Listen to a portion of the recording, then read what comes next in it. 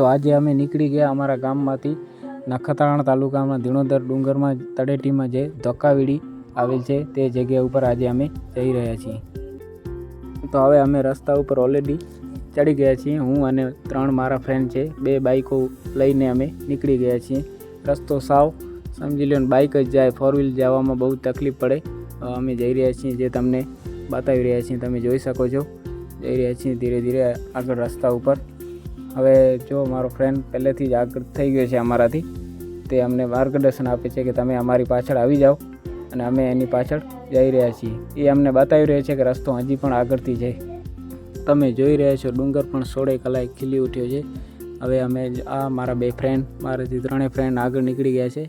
હવે આ ભાઈ બાઇક વાળે છે, રસ્તો થોડોક આગળથી છે, અમે થોડોક રસ્તો ઓલી બાજુ નીકળી ગયા હતા। હવે આ ભાઈ કહે છે કે આ બાજુથી હાલીએ આપણે। તો જો તમે આ પ્રકૃતિ 16 કલાએ ખીલી ઉઠી છે અને ડુંગર નિરાળો થઈ ગયો છે, પણ રસ્તો પણ બહુ ખતરનાક છે। વચ્ચે ડુંગર જુઓ તમે કેવો 16 કલાએ ખીલી ઉઠ્યો છે, આખો હરિયાળી છે। બાઇક હવે થોડાક સુધી જશે પછી અમે આગળ મૂકી અને અમારે પગે જવું પડશે। તમે જોઈ શકો છો હાજી આ ભાઈ બાઇક ખેંચે છે, હવે થોડાક સુધી જ રસ્તો છે બાઇકનો, પછી અમારે ત્યાંથી પગપાળા જવું પડશે, જે ડુંગરની અંદર 2 કિલોમીટર અંદર આવેલું છે। જો હવે આ ભાઈ બાઇકને જેવો જોર મસ્ત ધક્કા દઈ અને અહીંયાથી કાઢે છે, કારણ કે બાઇકનો રસ્તો નથી, પણ અમે આ તો રિસ્ક લઈએ છીએ। થોડાક સુધી બાઇક પહોંચી જાય તો અમારે પગે થોડોક ઓછો ચાલવો પડે, અને બાઇકમાં અમે નાસ્તો પણ સાથે લઈ ગયા છીએ, જે તમે જોઈ શકો છો કળામાં દેખાય છે। હવે અમે નીકળી ગયા છીએ। હવે 2 ભાઈ અમારાથી મોર થઈ ગયા છે અને અમે એની પાછળ છીએ। રસ્તો છે બહુ ખતરનાક, બાવળોમાંથી નમી અને નીકળવું પડે છે, અને અહીંયા અમે મેપ પણ ચાલુ કર્યો, પણ મેપ અહીંયા કોઈ કામ આવતો નથી, આપણે રસ્તા ઉપર જ ચાલવું પડે છે, અને અહીંયા નેટવર્કની પણ કમી છે। તો આ જો તમને ધીણોધર ડુંગર પણ દેખાય છે, અને વચ્ચોવચ્ચ તળેટીમાં આવેલું છે। જો પાણીની બોટલ પણ ભાઈ સાથે લઈ આવ્યા છે, જઈ રહ્યા છીએ અમે। જો આગળ રસ્તો સારો જ પડ્યો છે, બાવળો બહુ છે, તો જરાક જોઈને ચાલવું પડે છે।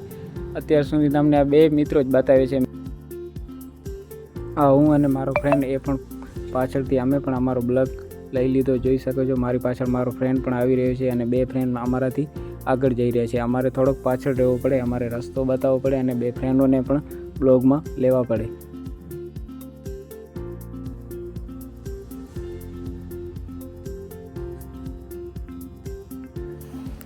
જોઈ શકો છો તો ભાઈ જરાક અમારાથી આગળ છે। પાણીનું એક જ બોટલ છે, અને અમે જાણા 4 છીએ, કારણ કે પાણી અમારે લોભે પીવું પડે। ડુંગરમાં પાણી વચ્ચે ક્યાંય મળતું નથી, એટલે અમે એક જ બોટલ ઉપર 4 જણા એક બોટલ ઉપર નિર્ભર છીએ અત્યારે। તો અમે જઈ રહ્યા છીએ। હવે અમે જ્યારે ધોકાવીડી પહોંચશું ત્યારે અમને પાણી ત્યાં ઠંડુ અને મસ્ત મળશે। તો આ એક ચિહ્ન છે ધોકાવીડી જવા માટે, તો અહીંયા આપણને ખબર પડે કે રસ્તો એ જ છે, આપણે રસ્તો ભૂલ્યા નથી। તો ભાઈઓ આગળ ચાલે છે, અને અમે તેની પાછળ જઈ રહ્યા છીએ।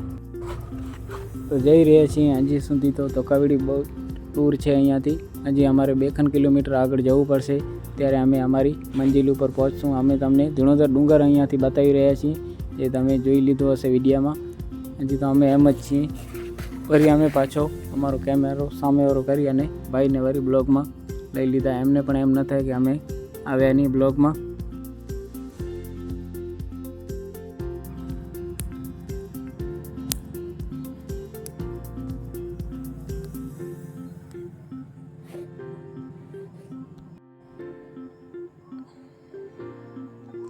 તમે જોઈ શકો છો કેવી રીતે બાવળોમાંથી નીચે નમીને નીકળવું પડે છે। રસ્તો બહુ જ અહીંયા ખરાબ છે, આપણે ખ્યાલ રાખવો પડે, અને બહુ જ નીચેથી અને જોઈને ચાલવું પડે છે ધોકાવીડી જવા માટે। તમે જોઈ શકો છો, હું તમને આ હરિયાળી બતાવી રહ્યો છું। ડુંગરમાં બધા ઝાડ એકદમ લીલા થઈ ગયા છે, અને આ જો ઝાડોમાંથી નીકળીને જવું પડે છે ધોકાવીડી। તમે જોઈ શકો છો અહીંયા બહુ જ ઝાડ બધા જ લીલા થઈ ગયા છે, તમે જોઈ શકો છો, અને પથ્થર પણ બહુ છે, એટલે આપણે ચાલવામાં પણ બહુ ખ્યાલ રાખવો પડે। અને રસ્તો તો બહુ જ ખરાબ છે, તમને આ રસ્તો એમ નહીં મળે, કારણ કે રસ્તો બહુ ડુંગરની વચ્ચોવચમાં છે, અને તમારે અહીંયા રસ્તા પણ બહુ ફૂટે છે, તમારે એક જ રસ્તો ચાલીને ચાલવો પડે છે। જો રસ્તો જરાક તમે ભટકી જાઓ તો તમે બીજી જગ્યાએ નીકળી જાઓ, અને પછી પણ આ ડુંગરમાં મળવું પણ બહુ મુશ્કેલ છે। હું તમને બતાવું, એક ખાઈ અહીંયા આવે છે, બહુ જ ઊંડી છે, જે તમે જોઈ શકો છો। આ જો તમને હું આ ખાઈ બતાવી રહ્યો છું, પથ્થર છે, અને ખાઈ પણ બહુ ઊંડી છે। રસ્તો બહુ આ જુઓ તમે ડુંગર જોઈ શકો છો, બહુ જ ઊંચા છે અને આપણે ડુંગર ઉપર ચડીને ધોકાવીડી પહોંચવાનું છે જે તમે જોઈ શકો છો. અને જાળીમાંથી નીકળવાનું બહુ જ મુશ્કેલ છે, શર્ટમાં પણ અટકી રહે છે, વળી આપણે નીકળી અને આગળ વધવું પડે છે. અને આમાં બહુ ધીરે ધીરે ચાલવું પડે છે, ઝડપથી ચાલીએ તો પણ આપણે આમાં પડી જવાની પણ શક્યતા રહી શકે છે. આ જોઈ શકો છો તમે, જાળી એકદમ નીલી છે અને વાતાવરણ પણ બહુ ઠંડુ છે, પવન પણ લાગી રહ્યો છે. અમને તો થોડોક ગરમી થઈ છે, ડુંગર છે એટલે થોડી ગરમી તો થાય.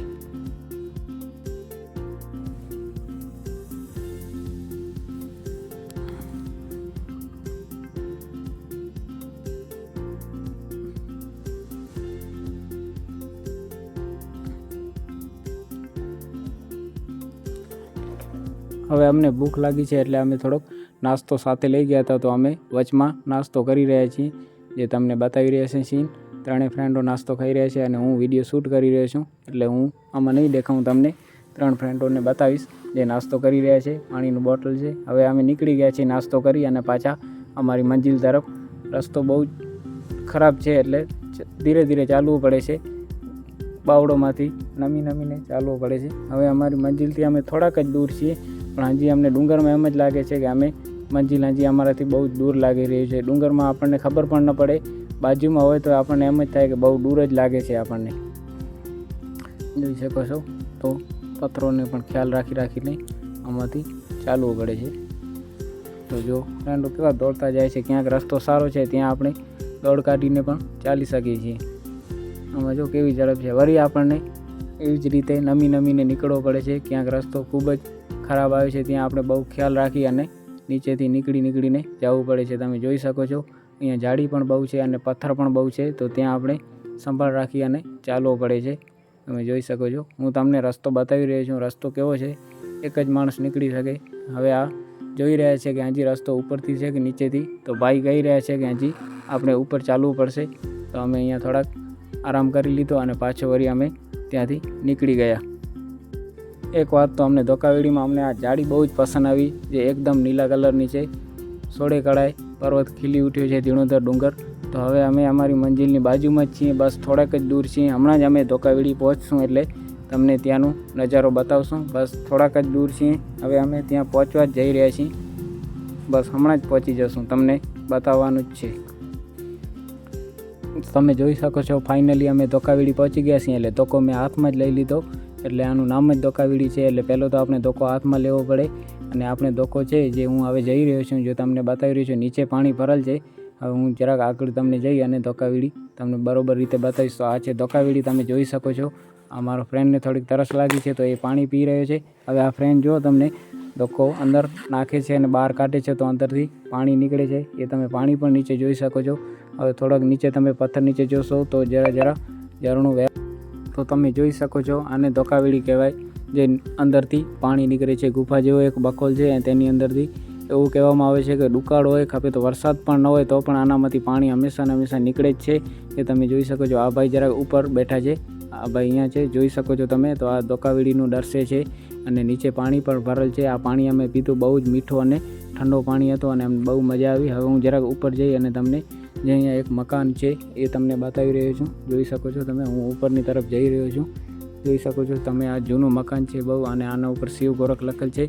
પહેલાં અહીંયા એક મહાત્મા રહેતા હતા, જે હવે અહીંયા રહેતા નથી. તમે જોઈ શકો છો આ એક ખંડેર જેવું મકાન છે, જે તમને અંદર જઈ અને હું તમને બતાવીશ. પહેલાં તમને બહારનું જરાક બતાવી રહ્યો છું.